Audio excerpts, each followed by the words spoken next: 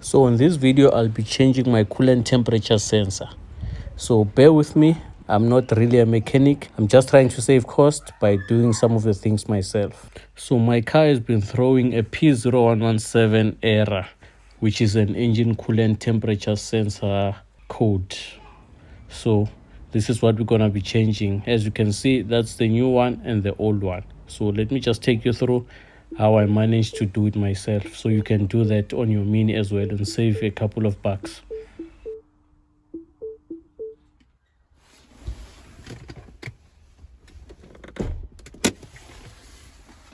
So the coolant temperature sensor sits just right under the air intake pipe, so you need to remove that first in order to reach it.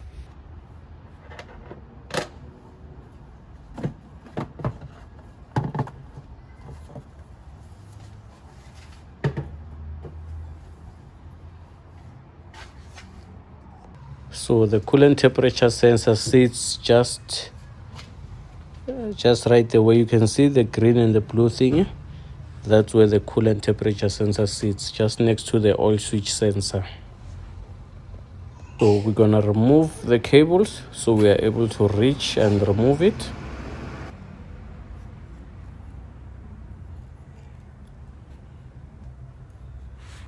So the coolant temperature sensor, that's the green thing that you can see over there.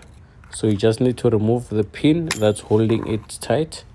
Once you've removed that, you'll be able to easily access and remove the coolant temperature sensor. You can use a plier or something that you can use just to grab and pull it out. So that's it, we've got it out. Let's just have a look at it.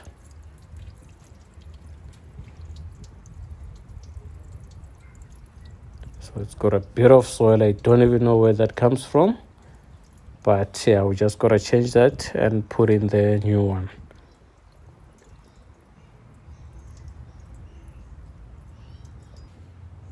So that's the new one that we're gonna be putting it in. We just need to remove the ring on the old one and put it on the new one, then install it back. So it's ready to go in. Let's just do that. Simple job, easy job.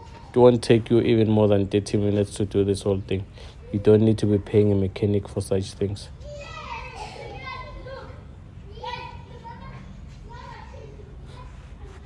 So as you can see, we've plugged it back in. We just need to put in the pin just to secure it.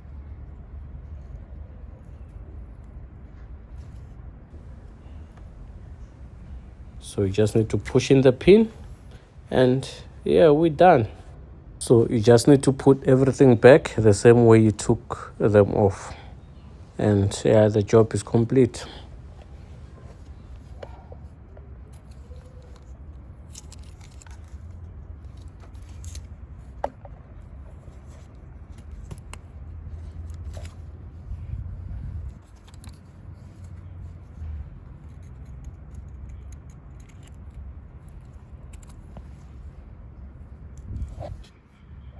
Yeah, so let's start the car so I can rescan the codes and see if we still have that same error again.